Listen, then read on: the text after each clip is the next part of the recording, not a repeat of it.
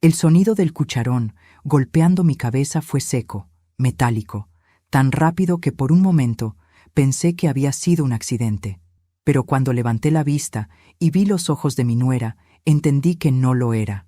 «¿Quién cocina así, vieja inútil?», gritó Vanessa, apretando el mango del cucharón con tanta fuerza que sus nudillos se pusieron blancos. El caldo caliente se derramó sobre el suelo. Yo sentí un zumbido en los oídos, una mezcla de vergüenza y rabia contenida. Mi hijo, Andrés, estaba sentado en el sofá, a escasos metros de la cocina. No volteó, no dijo una palabra, solo subió el volumen de la televisión. En ese momento, algo dentro de mí se rompió. No fue el orgullo. Eso lo había perdido hacía tiempo. Fue algo más profundo. La certeza de que el amor de madre, si se entrega sin límites, puede convertirse en la soga que uno misma se pone al cuello. Pero antes de continuar, quiero hacerte una invitación muy especial. Suscríbete al canal y deja tu me gusta. Esto me ayuda a ver que me apoyas y disfrutas de mis historias. Y comenta aquí abajo desde qué ciudad nos estás viendo. Ahora, continuemos. Vanessa me lanzó una mirada fría. «Limpia eso y haz algo decente. No pienso darle esta sopa a mi hija». Tomó su teléfono y se fue, murmurando algo sobre gente que envejece sin aprender nada. Yo me quedé ahí, con la cabeza latiendo, el piso mojado y la dignidad hecha trizas. Me agaché lentamente para limpiar el desastre. El olor del caldo, mezclado con el cobre de la sangre que empezaba a gotear de mi frente, me hizo recordar otra época. Una época en la que esta misma cocina era mi refugio. Cuando Martín, mi esposo, llegaba del trabajo y me abrazaba por detrás mientras yo revolvía la sopa. Cuando la casa era mía y las risas de mis hijos llenaban los rincones. Pero Martín murió y con él se fue todo lo que era sólido. Los papeles, los ahorros, la estabilidad. Andrés insistió en que me mudara con él para no estar sola. Yo acepté, sin saber que estaba entrando en una jaula disfrazada de hogar. Los primeros meses fueron tolerables.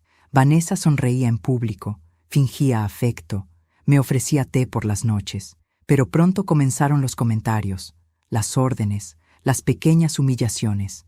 «Deja que yo cocine, mamá, no queremos intoxicarnos. Por favor, no hables con la niña cuando estoy trabajando, la distraes». Hasta que un día me quitó las llaves de la casa. «No las necesitas», dijo. «Andrés y yo estamos casi siempre aquí. Nunca supe exactamente cuándo pasé de ser madre a ser sirvienta. Solo supe que cuando las personas te quitan la voz, también te quitan el aire». Esa noche, cuando todos se fueron a dormir, me quedé sola en la cocina. Me dolía la cabeza, pero más me dolía el alma. Me senté frente a la estufa apagada, mirando el reflejo de la llama imaginaria, y me hice una promesa silenciosa.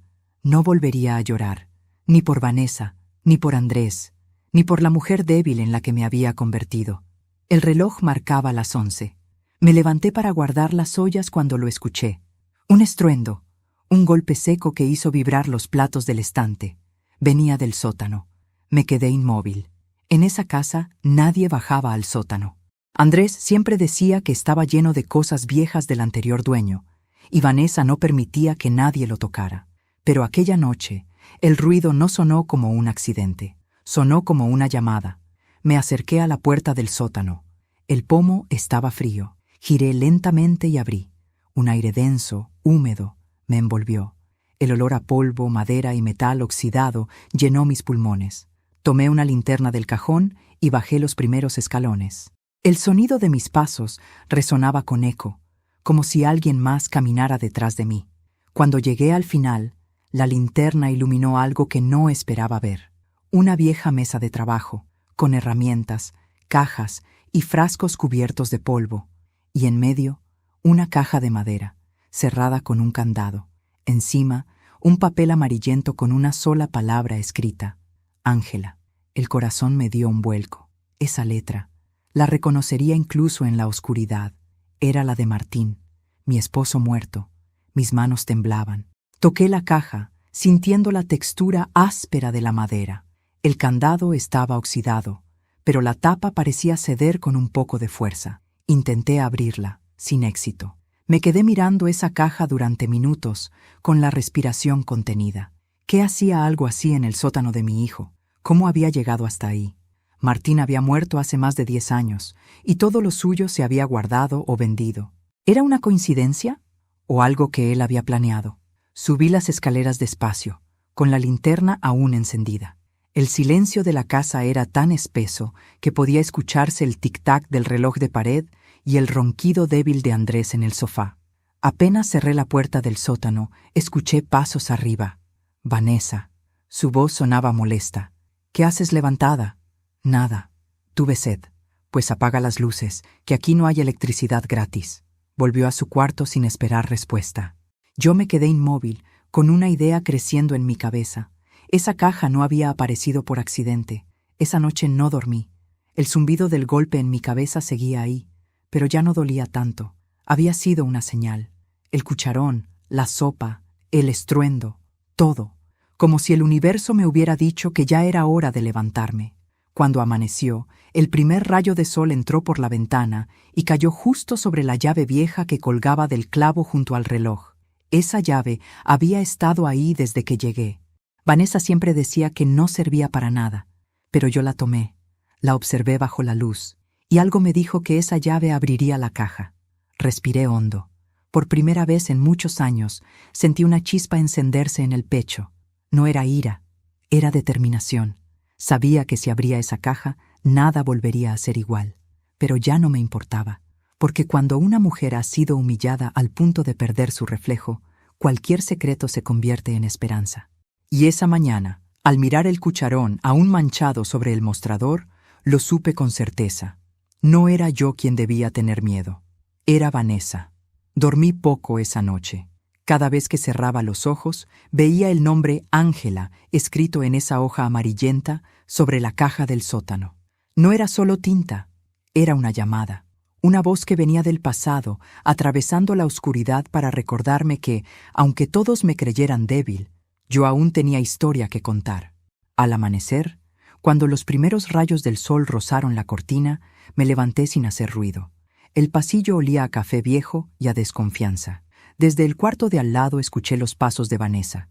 Era su rutina: levantarse tarde, revisar el celular y dar órdenes antes de que Andrés saliera al trabajo. Yo esperé a que el auto se alejara, a que la puerta del dormitorio se cerrara, a que el silencio se hiciera cómplice.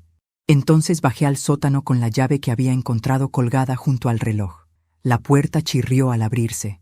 El aire estaba más pesado que la noche anterior. Había polvo suspendido en cada rayo de luz que entraba por la rendija del tragaluz.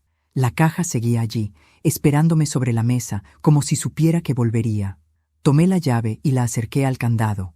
Encajó a la perfección. El metal se dio con un clic que me hizo contener el aliento. Levanté la tapa. Adentro, el olor a papel viejo y madera húmeda me trajo de golpe recuerdos que creí enterrados. La voz de Martín llamándome mi guerrera. Sus manos manchadas de grasa después del taller. Las noches en las que me juraba que todo lo que construíamos era para asegurar el futuro de los nuestros. Dentro de la caja había 3 cosas: una carpeta marrón atada con una cuerda, una foto en blanco y negro y un sobre sellado con cera.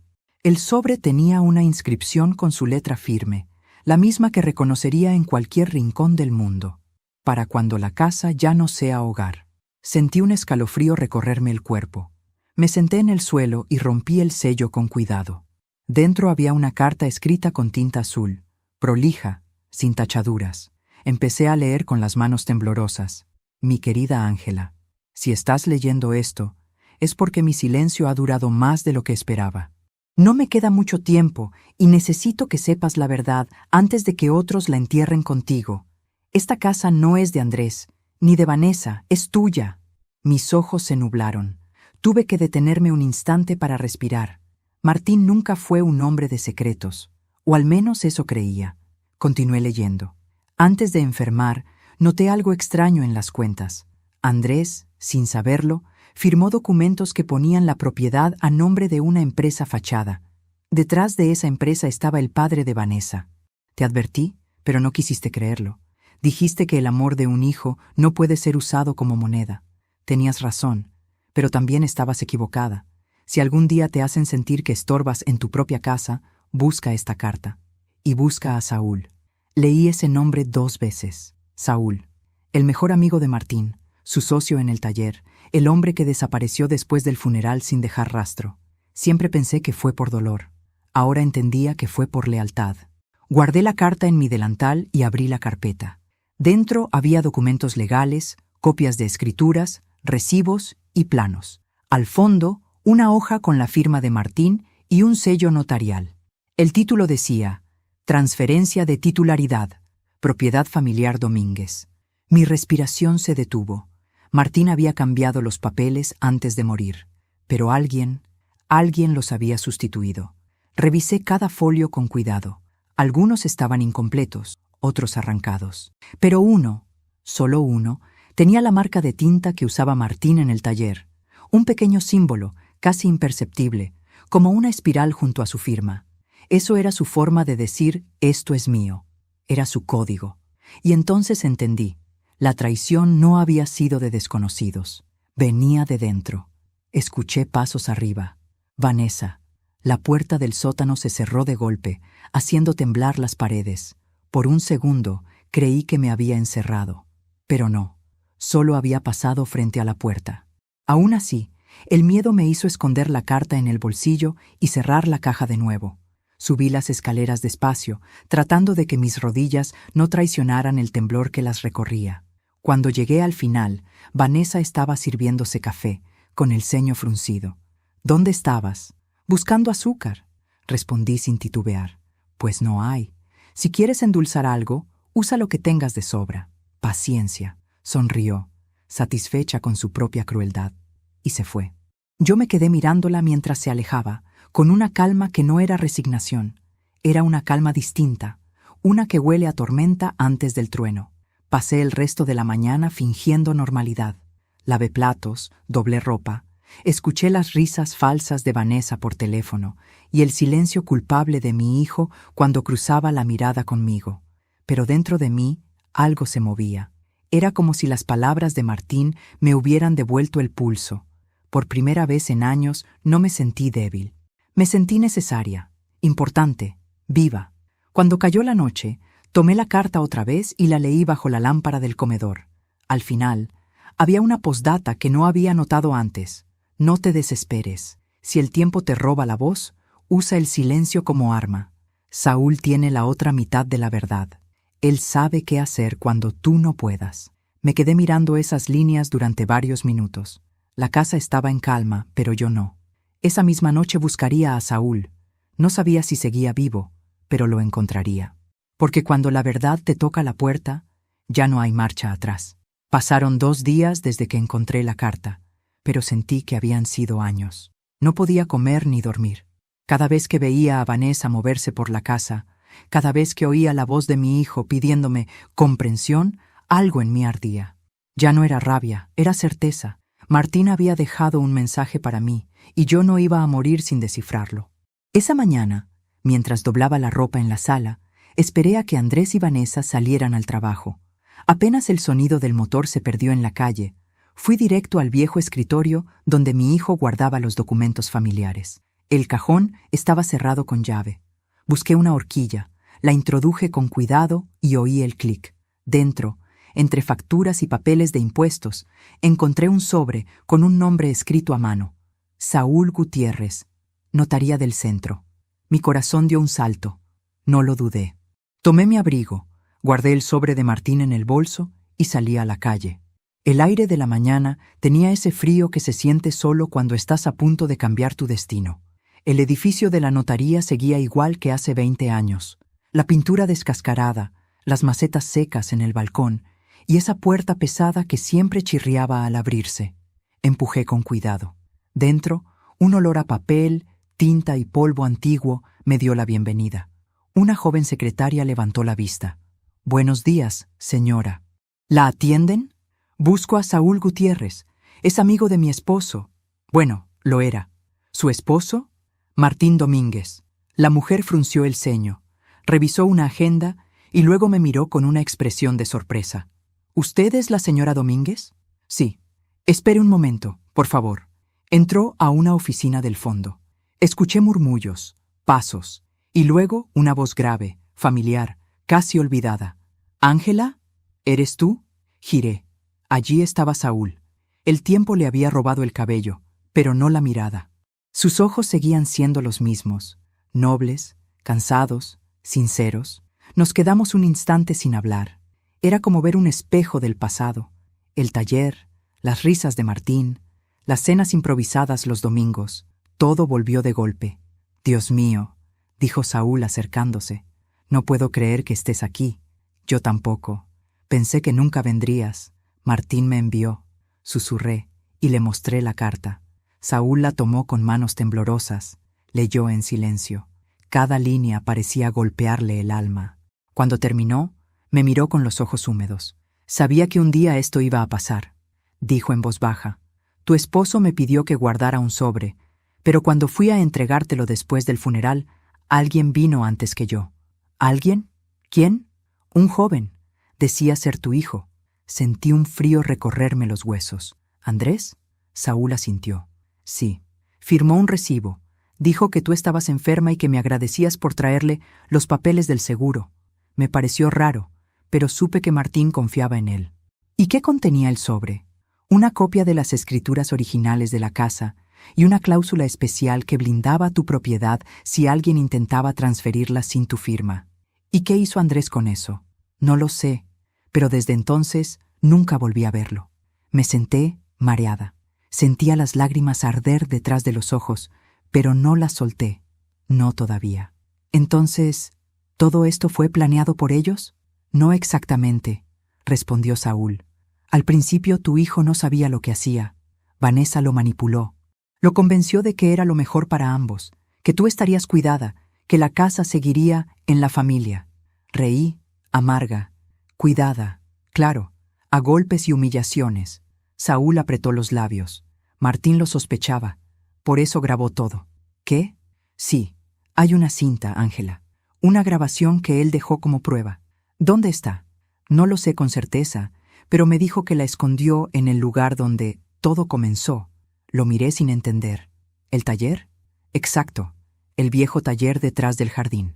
Mi mente se llenó de imágenes, las herramientas, el olor a aceite, el banco de trabajo donde Martín pasaba horas, y una frase de su carta volvió a resonar en mi cabeza. Si el tiempo te roba la voz, usa el silencio como arma. Empecé a comprenderlo. Saúl me acompañó hasta la puerta. Antes de irme, me entregó una tarjeta. «Te ayudaré con todo lo que necesites. Martín me hizo prometer que cuidaría de ti». «No necesito que me cuiden», le dije con la voz firme. «Necesito justicia». Él sonrió, con orgullo. «Entonces, ya estás cumpliendo tu parte». Volví a casa caminando. El cielo estaba cubierto de nubes, como si el día también cargara un secreto. Cada paso que daba me acercaba a algo que no entendía del todo, pero que sentía profundamente. Martín me había preparado para sobrevivir. Esa noche, cuando todos dormían, salí al patio trasero. La luna iluminaba el viejo taller. Aún conservaba la puerta oxidada y las ventanas rotas. Empujé la hoja con cuidado y entré. El olor a grasa y madera envejecida me golpeó. Todo estaba igual que antes. El banco de trabajo seguía en su lugar, cubierto por una lona. La retiré. Bajo ella encontré una pequeña caja de herramientas y un compartimento sellado en la pared. Con un cuchillo logré despegar la tapa. Dentro había una cinta de cassette con una etiqueta escrita a mano. Evidencia, 2008. Mis manos temblaban. Esa cinta era lo que Saúl mencionaba, la prueba, el testimonio, el corazón de toda la verdad. No tenía un reproductor, pero no lo necesitaba aún. Solo verla me bastó para entender que lo que había empezado como una humillación en la cocina se estaba convirtiendo en algo mucho más grande. Una historia de traición, justicia y venganza lenta. Cuando regresé a la casa, Vanessa estaba en la puerta del dormitorio, esperándome. «¿Dónde estuviste?», preguntó, con una sonrisa forzada. «Tomando aire», respondí. «¿A las 11 de la noche?» «Sí, el aire no tiene horario, querida». Pasó a mi lado y noté que olía a vino. Su mirada era pesada, pero su sonrisa seguía siendo venenosa. «Ten cuidado, Ángela», susurró. «A veces el pasado mata más que el presente». Subí las escaleras sin responder. y mientras cerraba la puerta de mi habitación, apreté la cinta contra el pecho. Sabía que en esa cinta estaba la voz de Martín, y que cuando la escuchara, ya nada volvería a ser igual. Esa mañana, el cielo amaneció gris. Tenía el presentimiento de que algo iba a pasar. Hay días que huelen a tormenta, aunque no caiga una sola gota. Dejé la cinta escondida bajo una baldosa floja del pasillo. El corazón me latía con fuerza. Cada vez que pensaba en la voz de Martín, en esa prueba tangible de todo lo que sospechaba, sentía que la casa me observaba. Vanessa aún dormía y Andrés había salido temprano. Aproveché el silencio para revisar el pequeño mueble del recibidor. Ahí guardaban los recibos del banco. Buscaba cualquier rastro de la supuesta empresa que Martín había mencionado en su carta. Pero no alcancé a abrir el primer cajón cuando escuché el chirrido de la puerta del dormitorio. ¿Buscando algo, vieja?, preguntó Vanessa, recostada contra el marco de la puerta, con los brazos cruzados. Me giré despacio. Solo iba a limpiar, mentí. ¿Limpiar?, rió con sarcasmo. No te pagan por espiar, Ángela. Caminó hacia mí, descalza, arrastrando las palabras como cuchillas. Últimamente andas muy curiosa, ¿no? Sales de noche, revisas cosas. No me gusta la gente que mete las narices donde no debe. Esta es mi casa, dije en voz baja, casi sin darme cuenta. La frase la descolocó. Se acercó tanto que pude sentir su aliento agrio. ¿Qué dijiste? Que esta casa fue mía antes que tuya. Entonces lo hizo. Con un movimiento rápido me empujó contra el mueble. Un florero cayó al suelo y se rompió en pedazos. El golpe me hizo perder el equilibrio. El eco del cristal fue tan fuerte que pensé que los vecinos lo oirían. Pero nadie vino. Nunca venía nadie. Eres una desagradecida, escupió Vanessa. Andrés te trajo aquí por pena, y ahora crees que puedes mandar. No, dije respirando hondo. No quiero mandar. Solo quiero respeto.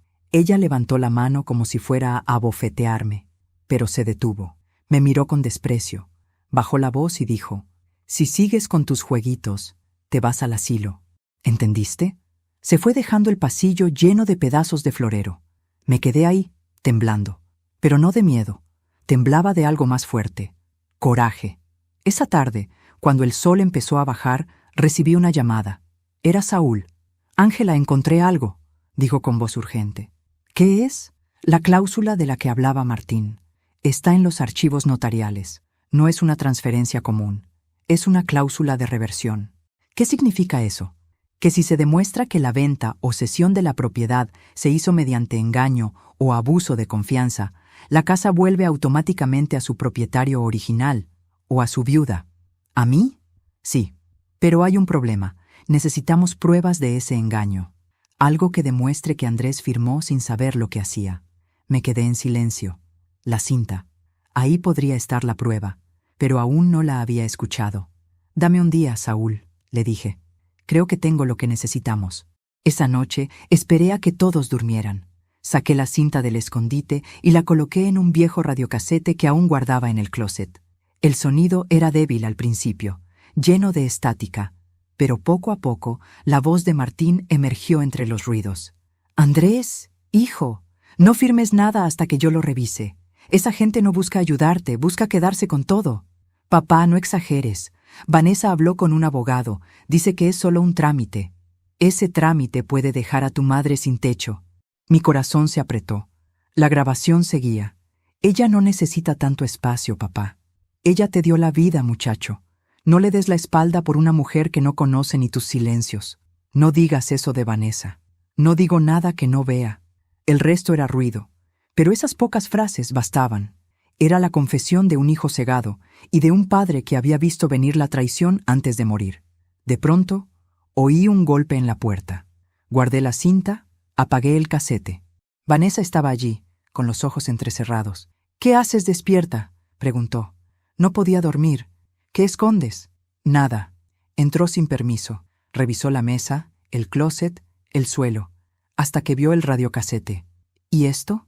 Solo escuchaba música vieja. «¿Música?», dijo, presionando el botón de play. El corazón me dio un vuelco, pero el casete no sonó. Lo había rebobinado justo antes de tiempo. «No tiene cinta», dijo, lanzándome una mirada desconfiada. La tomó y se la llevó. A partir de ahora, no quiero que uses mis cosas, dijo, cerrando la puerta. Cuando se fue, me derrumbé sobre la cama. Las lágrimas salieron solas, no por dolor, sino por impotencia. Vanessa tenía la cinta, la prueba, la última voz de Martín, pero no se la dejaría por mucho tiempo. Al día siguiente fui al mercado temprano, fingiendo rutina. Compré lo justo y volví antes del mediodía. La casa estaba vacía. Subí al cuarto de ellos. Revisé el cajón de la cómoda. Ahí estaba, la cinta, guardada bajo unas bufandas. La tomé con cuidado. No me tembló el pulso. Por primera vez no me sentí víctima. Me sentí cazadora. Esa tarde llamé a Saúl y le conté todo. Guárdala, me dijo. No la uses todavía. Vanessa puede oírte. No pienso esconderme más, Saúl. Ángela, prométeme que no harás nada sola. Ya no estoy sola, respondí. Martín está conmigo. Cuando Andrés llegó esa noche, noté que algo en él había cambiado. Tenía los ojos rojos, como si hubiera llorado. Se sentó frente a mí, sin decir palabra. ¿Qué pasa, hijo?, pregunté. Vanessa me dijo que la empujaste. ¿Qué? Dice que la atacaste, que le gritaste que la casa era tuya. Reí con amargura. No la empujé. Ella me golpeó.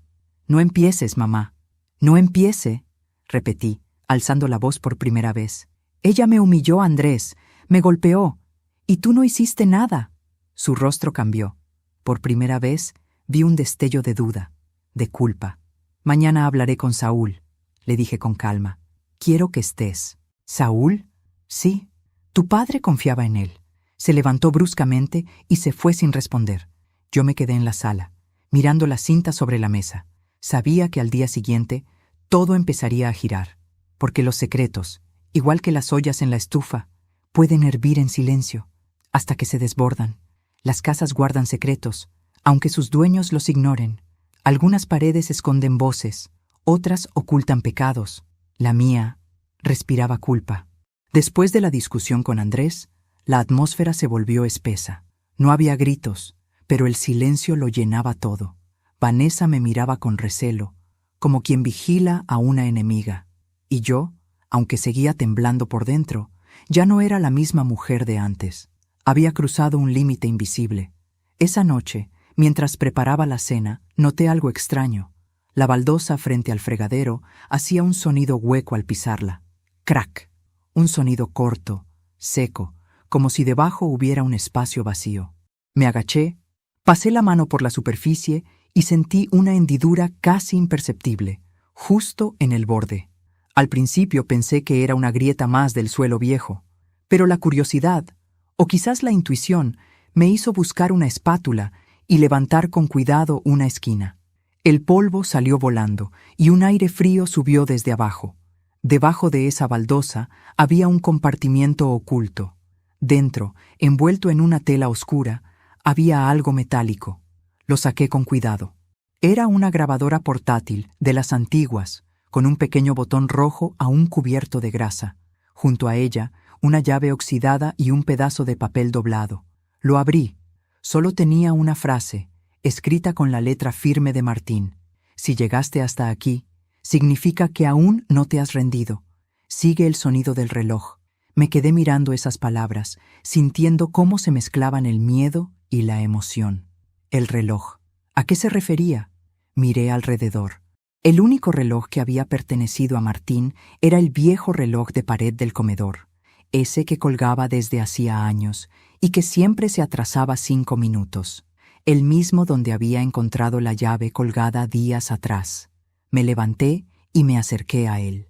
El tic-tac sonaba irregular, como si el tiempo dentro de esa casa también respirara con dificultad. Toqué el marco, moví la madera y noté que una parte estaba suelta. Al retirarla, cayó una fotografía antigua. En ella estábamos Martín y yo, recién casados, frente a esta misma casa. Detrás, con tinta azul, había otra frase suya. El hogar no es donde vives, Ángela. Es donde te recuerdan con amor. Las lágrimas comenzaron a caer sin que pudiera evitarlas. Era como si él siguiera hablándome, guiándome desde algún rincón invisible. Apreté la grabadora entre las manos. El botón de play estaba duro, pero aún funcionaba. Presioné. Primero se escuchó un zumbido, luego la voz inconfundible de Martín. Si estás escuchando esto, mi amor, significa que hiciste lo correcto al no rendirte. Esta casa guarda lo mejor y lo peor de nosotros. Lo mejor, nuestros recuerdos. Lo peor, las mentiras que otros sembraron aquí. Saúl tiene una copia de los documentos, pero la verdadera prueba está aquí, bajo tus pies. No dejes que te arrebaten lo que construimos juntos. El sonido se interrumpió unos segundos y luego volvió, más débil, más quebrado. Y si Andrés está ahí, dile que lo perdono, que aún tiene tiempo de elegir entre la verdad y la vergüenza. Apagué la grabadora con la respiración entrecortada. Martín había pensado en todo. Había dejado un mapa escondido bajo cada rincón, como si supiera que un día tendría que protegerme incluso después de muerto. Mientras guardaba la grabadora, oí la puerta principal abrirse de golpe. Vanessa había vuelto. Me apresuré a colocar la baldosa en su lugar, limpié el polvo y fingí estar secando los platos. Ella entró en la cocina y me miró sin hablar. Luego tomó un vaso de agua y se apoyó en el mostrador.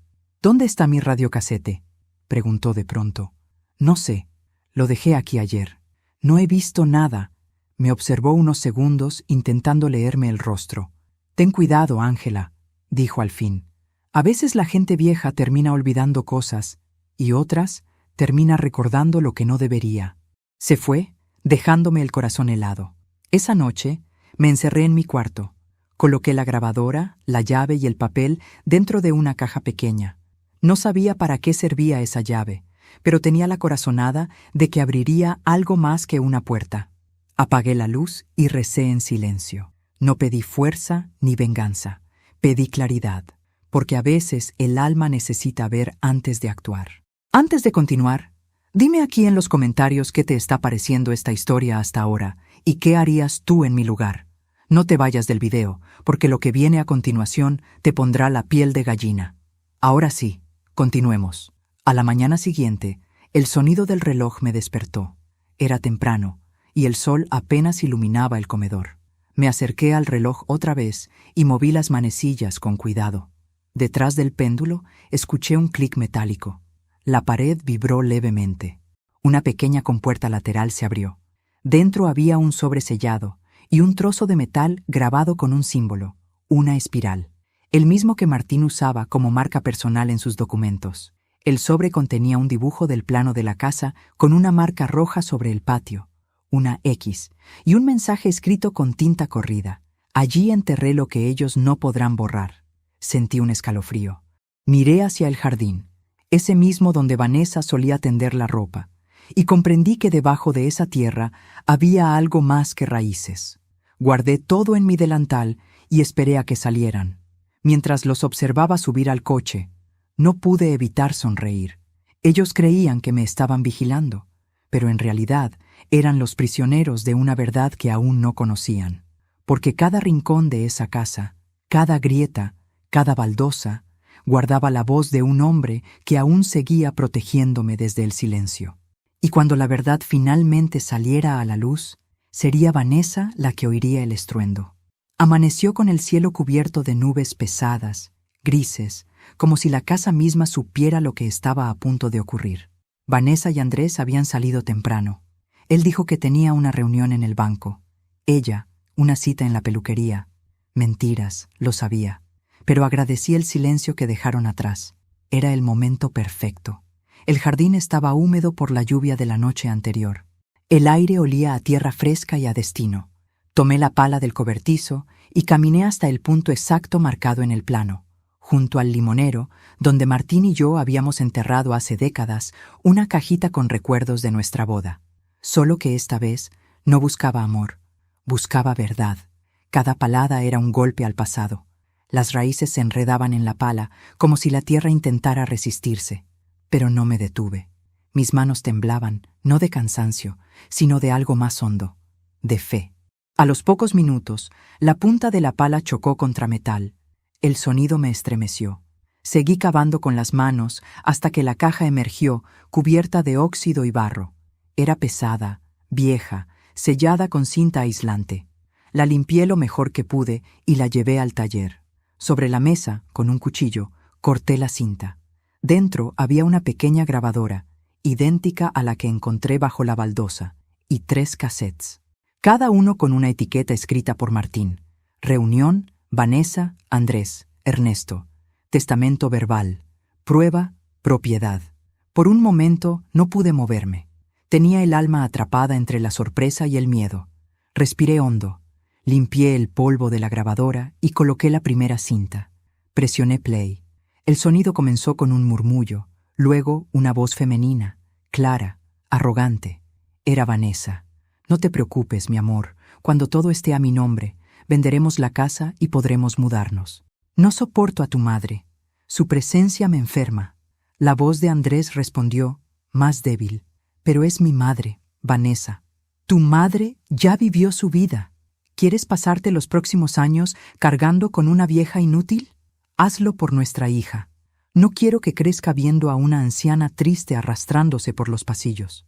¿Y el testamento de papá? No existe, lo destruí. Créeme, estoy haciendo lo correcto. Esa casa debe ser nuestra, Andrés. Nuestra.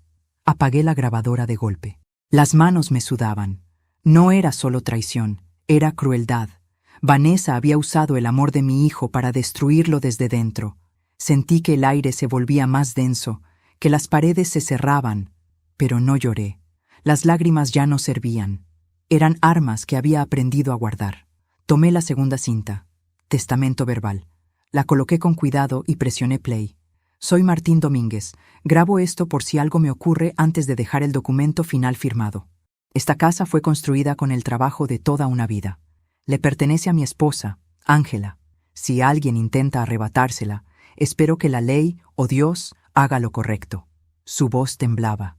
Al fondo se oía el tic-tac del reloj del comedor, ese mismo reloj que aún colgaba sobre mi mesa. Sentí que el tiempo se doblaba, como si él hablara desde otro lado del muro. Y si algún día mi hijo olvida quién fue su madre, que escuche esto. Los hijos que olvidan de dónde vienen terminan perdiendo a dónde van. Paré la grabadora. Apoyé la frente sobre la mesa. No pude evitar sollozar. No de tristeza, sino de alivio. Por fin tenía la voz de Martín confirmando lo que durante años grité en silencio. La tercera cinta era la más corta. Tenía la inscripción Prueba, propiedad. La reproduje con cautela. Se escuchaban voces masculinas. Una era la de Saúl. La otra, inconfundible, pertenecía al padre de Vanessa, Ernesto Castillo, el notario. Martín, te digo que firmes, nadie te va a quitar nada. Ernesto, no confío en ti, he visto cómo manipulas los papeles. Esos son rumores, rumores que tú mismo alimentas. Se oye un golpe de mesa. Si tocas mis escrituras, Ernesto, te juro que el peso de la ley caerá sobre ti. Tú ya no estarás para verlo. El ruido final fue una puerta cerrándose y el sonido de una respiración agitada. Luego, silencio. Apagué la grabadora. Martín había grabado su última conversación con el hombre que destruyó nuestra tranquilidad. Y ese hombre era el padre de la mujer que me humillaba cada día. Me quedé mirando la caja abierta. Ahí estaba todo. El mapa de la traición, el rastro de un crimen silencioso y la voz de un amor que, incluso después de la muerte, seguía protegiéndome. Guardé las cintas en una bolsa y llamé a Saúl. Saúl, ya no es una sospecha, lo tengo todo. ¿Las grabaciones? Las 3. Martín grabó a Ernesto y dejó un testamento verbal. Hubo un silencio largo al otro lado de la línea. Ángela, escúchame bien, dijo al fin. No hagas nada aún. ¿Por qué? Porque si Ernesto llega a enterarse de que las tienes, puede hacerte daño. Ya me hicieron daño, Saúl. Ahora es mi turno. Colgué antes de que pudiera convencerme de lo contrario. Esa tarde, mientras el sol se escondía, volví a la cocina, el mismo lugar donde todo comenzó. El cucharón colgaba aún del gancho de la pared. Lo miré sin miedo. El metal reflejaba mi rostro, pero ya no era el de una mujer derrotada. Era el de alguien que estaba lista para recuperar lo que le arrebataron. Pensé en Vanessa, en sus palabras, en su desprecio, y sonreí, porque no había nada más poderoso que una mujer que deja de tener miedo. El reloj del comedor sonó 8 veces. Cada campanada me recordó la voz de Martín. Usa el silencio como arma. Y eso haría. Esperaría, observaría, y cuando menos lo esperaran, hablaría. Dicen que el veneno más efectivo no es el que mata rápido, sino el que se sirve con una sonrisa. Esa tarde, mientras ponía la mesa del comedor, recordé esa frase que mi madre solía repetir cuando alguien la traicionaba. No hablaba de matar, ella jamás lo habría hecho.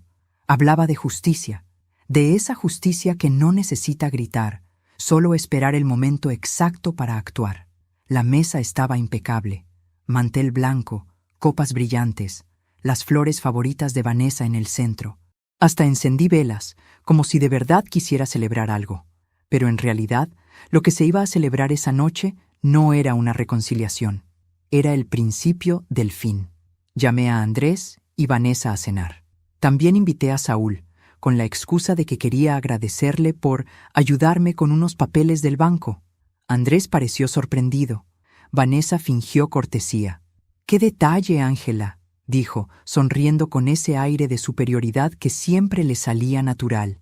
«Pensé que ya no cocinabas». «Para ocasiones especiales, sí», respondí, sirviendo el vino con calma.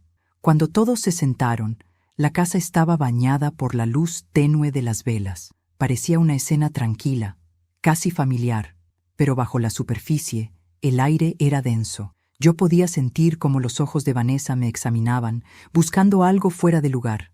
Saúl fue el primero en romper el silencio. «Hace años que no comía una sopa tan buena, Ángela». «Gracias, Saúl», dije mirándolo a los ojos. «La receta es de Martín». El nombre de mi difunto esposo hizo que Andrés bajara la mirada y que Vanessa apretara la copa con fuerza. «¿Y qué clase de papeles son los que estaban viendo?», preguntó Vanessa con su tono más dulce. «Nada importante», respondí, como si no tuviera peso. «Solo algunas cosas viejas de Martín». Saúl tomó un sorbo de vino y dijo con calma: «Aunque viejas, esas cosas resultaron muy interesantes». Vanessa frunció el ceño. «¿A qué se refiere?».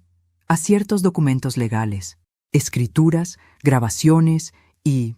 bueno, una sorpresa». La tensión empezó a crecer. Andrés me miró, nervioso. Yo mantuve la compostura. «Tranquilos», dije. «Esta noche no quiero discutir, solo quiero compartir algo». Me levanté y caminé hacia el aparador. Tomé una pequeña grabadora y la coloqué sobre la mesa, la misma que había encontrado bajo la baldosa. «Esto», dije, «lo grabó Martín antes de morir. Pensé que era justo que todos lo escucháramos». Vanessa se levantó de golpe. «¡Apaga eso!», gritó. «No tienes derecho». «Si no tienes nada que ocultar», respondí sin mirarla. «No debería preocuparte». Presioné play. La voz de Martín llenó el comedor, firme, sereno, inconfundible. «Soy Martín Domínguez. Si alguien está escuchando esto, es porque ya no estoy aquí. Esta casa, por ley y por amor, pertenece a mi esposa, Ángela. Mi hijo Andrés ha sido engañado por Ernesto Castillo y su hija Vanessa. Firmó sin entender que le estaban robando a su propia madre. Saúl tiene las pruebas. Y mi única petición es que la verdad se sepa, que quien mancilló esta familia pague por lo que hizo». Silencio. Solo el sonido del reloj del comedor. Vanessa temblaba. Andrés estaba pálido. Saúl la observaba con los brazos cruzados, en completo silencio. Eso es falso», tartamudeó Vanessa. «Es un montaje». «¿Montaje?», preguntó Saúl, sacando una carpeta del maletín. «¿También son falsos los documentos con la firma de tu padre? ¿Y los recibos bancarios a tu nombre, con transferencias de la cuenta de Martín?». Vanessa se quedó sin voz. Andrés miró a su esposa con los ojos abiertos de par en par. «¿Qué hiciste, Vanessa?», susurró. Ella se levantó bruscamente. «Nada. Tu madre está detrás de todo esto. Siempre quiso separarnos». Me acerqué despacio. Cada palabra mía fue una daga envuelta en calma. «Vanessa, el amor no se roba. Y lo que tú hiciste no fue amor, fue codicia». Andrés se levantó, tambaleando. «¿Es cierto, Vanessa? ¿Mi padre tenía razón?». Ella lo miró con desesperación. «Lo hice por ti, por nuestra hija, robando a mi madre, manipulando los papeles de mi padre». Vanessa rompió a llorar, pero ya nadie la escuchaba. Saúl colocó sobre la mesa una copia de la cláusula de reversión. «Con esto, Ángela puede recuperar la casa legalmente. Y tú, Vanessa, Tendrás que responder por falsificación de documentos y fraude patrimonial. Ella se desplomó en la silla. La máscara se había caído. Andrés se tapó el rostro. «Dios mío», susurró. «¿Qué hemos hecho?» Yo me senté de nuevo. Mi voz salió tranquila, serena, casi maternal. «No hemos hecho nada, hijo. Solo hemos escuchado lo que siempre estuvo ahí. La verdad no se destruye, solo se entierra. Y tarde o temprano, vuelve a salir a la luz». Vanessa se levantó, tambaleante. «Esto no se va a quedar así», dijo, señalándome con el dedo. «Oh, claro que no», respondí, mirándola fijamente. «Porque mañana, cuando entreguemos todo esto al juzgado, ya no podrás quedarte aquí». Ella quiso hablar, pero Andrés la detuvo. «Vete, Vanessa». «¿Qué? Te dije que te vayas». Su voz era dura, seca. Ella lo miró con furia, pero entendió que ya no tenía poder. Tomó su bolso y salió sin mirar atrás. El sonido de la puerta cerrándose fue como un suspiro que llevaba años esperando escapar. Esa noche, el reloj del comedor marcó las 11. Saúl se despidió con un apretón de manos y una mirada de orgullo silencioso. Andrés se quedó en el sofá, cabizbajo. Yo recogí los platos lentamente, sin decir palabra. Cuando terminé, me acerqué a él. Le acaricié el cabello, como cuando era niño. «Hijo», dije, «las mentiras siempre encuentran su final. A veces, solo hay que tener paciencia para verlas caer». Él levantó la vista, con lágrimas en los ojos. «Perdóname, mamá». «No tienes que pedirme perdón», respondí, sonriendo con tristeza. «Solo prométeme que esta vez no volverás a bajar la cabeza». Esa fue la última cena que compartimos los tres bajo el mismo techo. No hubo brindis, ni risas, ni despedidas amables. Pero hubo algo más valioso, la verdad sobre la mesa. Y en ese silencio posterior, supe que Martín, desde donde estuviera, sonreía. Porque el amor, cuando es honesto, siempre termina ganando. A la mañana siguiente, el sol entró por primera vez en mucho tiempo sin parecer una amenaza. La casa, esa que tantas veces me pareció una prisión, olía a pan tostado y café. Y, por extraño que suene, por fin sentí que el aire me pertenecía. Vanessa se había ido en medio de la noche. Andrés no dijo a dónde, y yo no pregunté. A veces el silencio duele menos que las respuestas. Me senté en el comedor, frente al reloj. El mismo reloj que había marcado cada humillación, cada lágrima, cada esperanza. Ahora sonaba distinto. Ya no medía la espera, marcaba la libertad. Alrededor de las 10 escuché golpear la puerta. Era Saúl. Entró con una carpeta y un sobre en la mano. «Buenos días, Ángela», dijo con voz grave pero cálida. «Buenos días, Saúl. ¿Es lo que creo?» «Sí», respondió sentándose frente a mí. «Es la última carta que Martín me pidió entregarte. Me hizo prometer que solo lo haría cuando todo estuviera claro». Me temblaron las manos al tomar el sobre. Era grueso, con mi nombre escrito en esa letra firme que conocía mejor que la mía.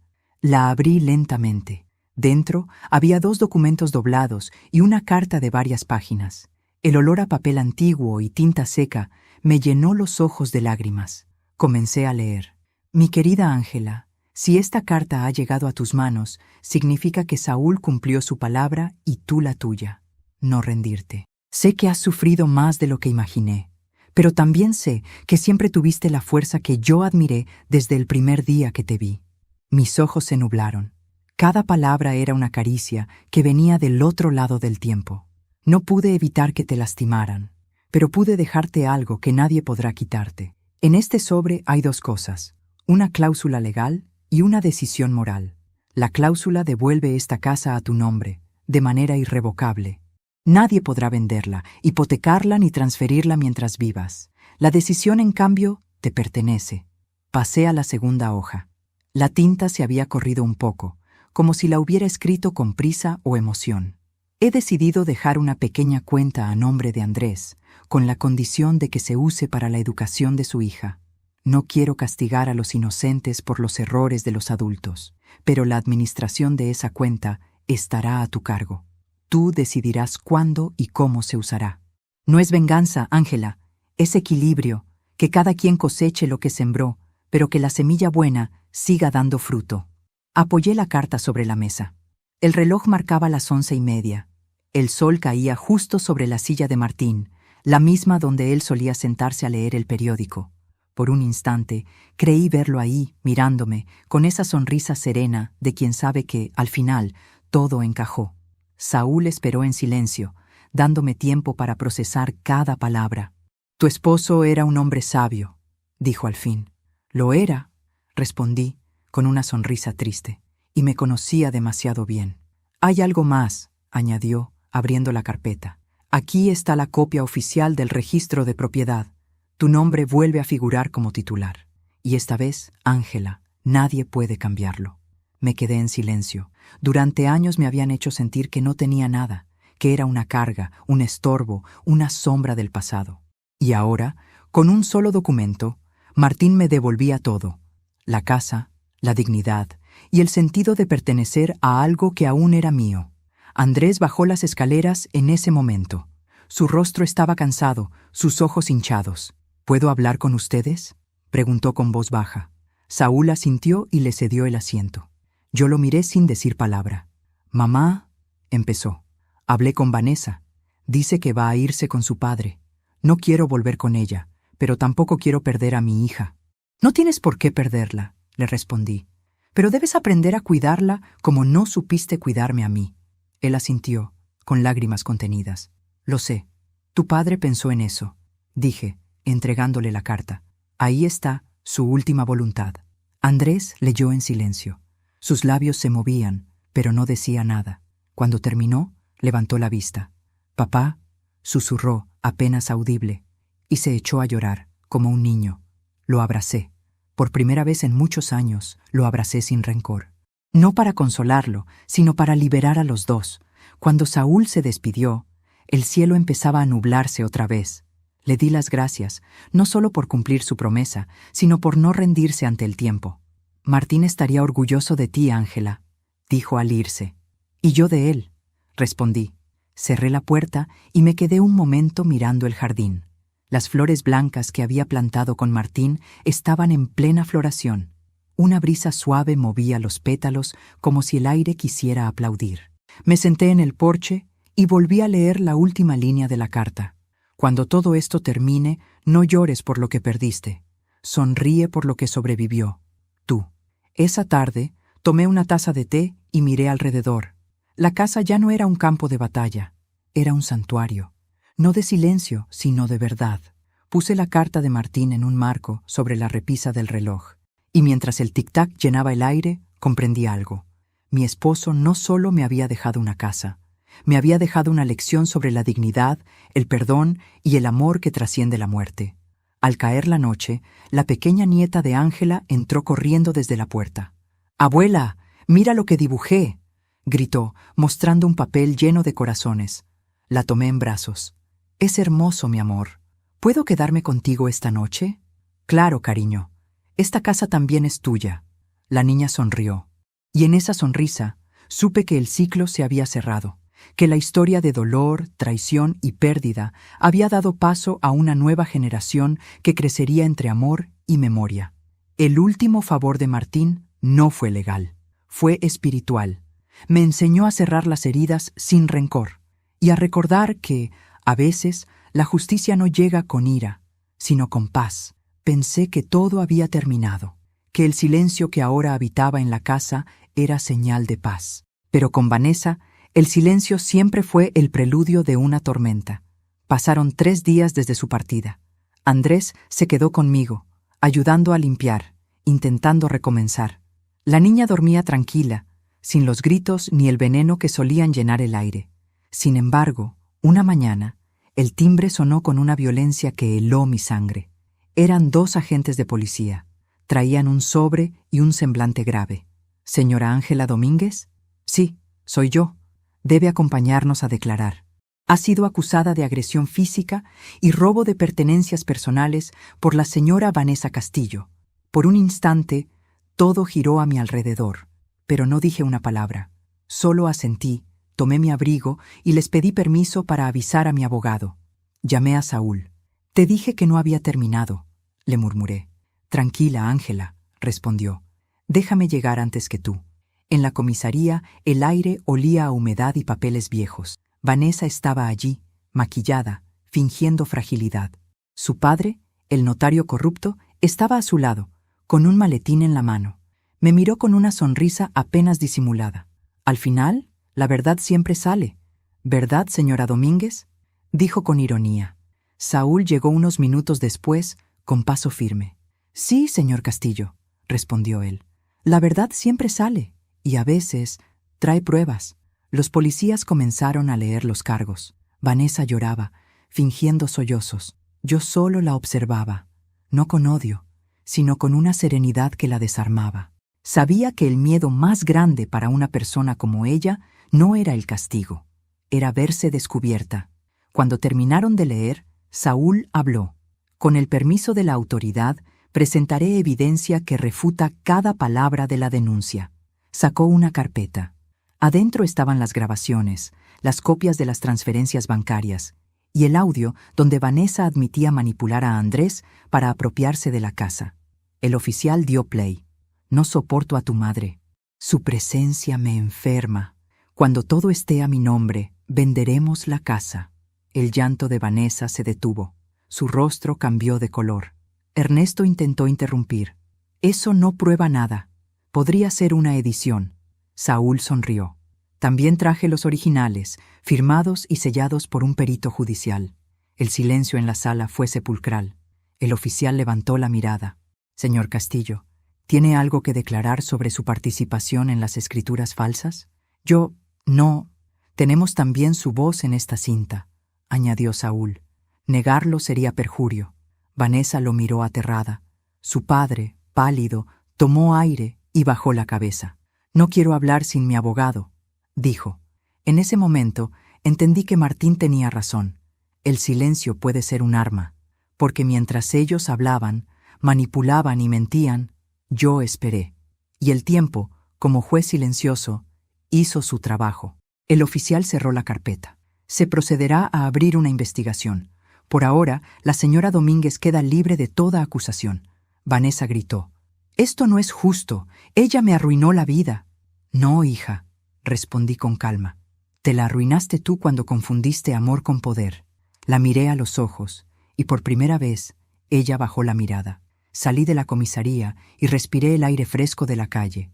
El viento soplaba fuerte, como si quisiera borrar los restos de un pasado podrido. Saúl caminó a mi lado sin hablar.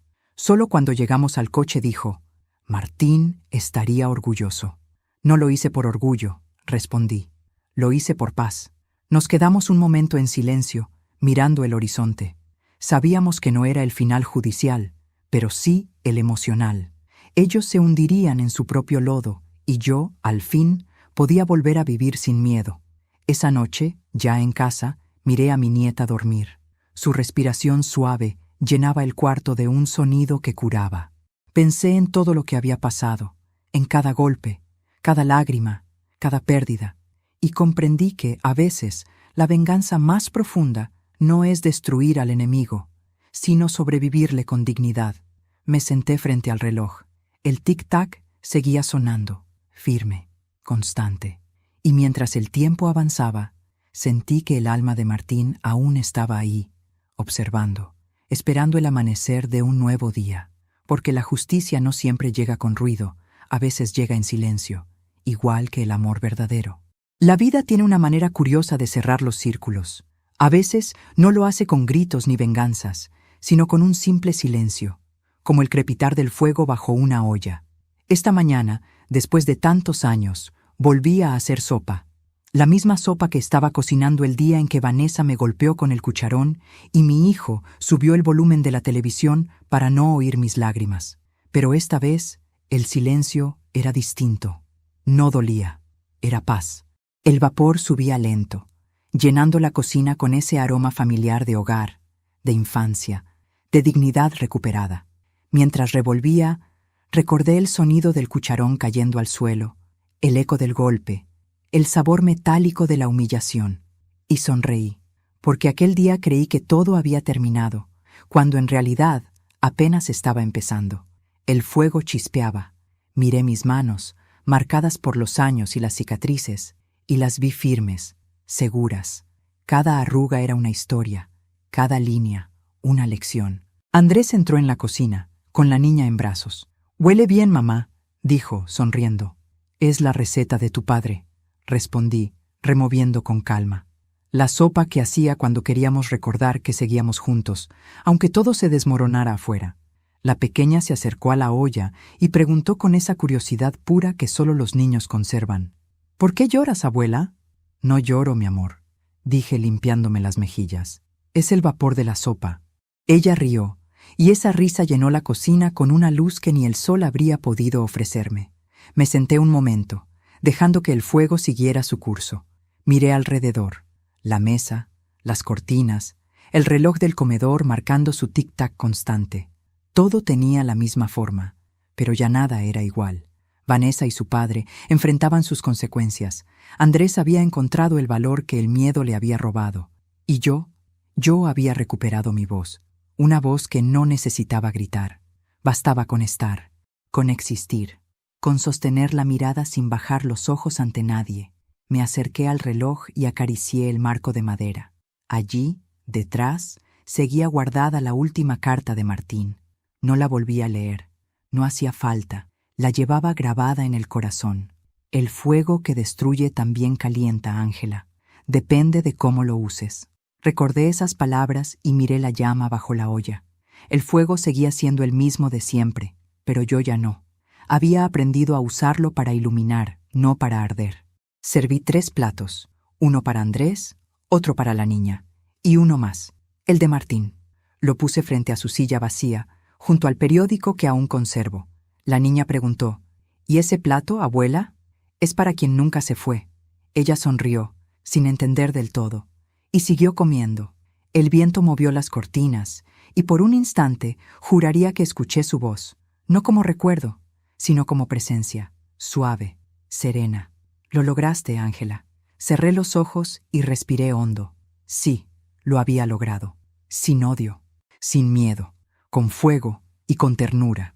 Cuando terminé de comer, apagué la estufa. El último hervor hizo que la sopa burbujeara con un sonido casi musical. Y ahí comprendí. El ruido de la justicia no siempre es un estruendo. A veces suena como una sopa lista, como una olla que canta, como la vida que vuelve a su cauce después de la tormenta. Fui hasta el jardín. Las flores blancas de Martín estaban abiertas.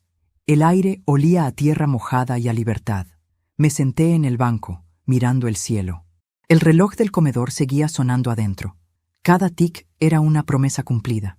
No sabía cuánto tiempo me quedaba en este mundo, pero sí sabía que, pase lo que pase, ya no me debían nada, porque el respeto no se hereda, se conquista, y el amor, cuando es verdadero, sobrevive incluso al fuego. Antes de irte, quiero hacerte una invitación muy especial. Si esta historia te conmovió, suscríbete al canal y deja tu me gusta. Eso me ayuda a ver que me apoyas y disfrutas de mis relatos. Y cuéntame en los comentarios, ¿desde qué ciudad nos estás viendo? ¿Y qué habrías hecho tú en mi lugar? Recuerda, a veces la vida hierve, pero lo que sale del fuego puede alimentar el alma. Soy Ángela Domínguez, y esta fue mi historia.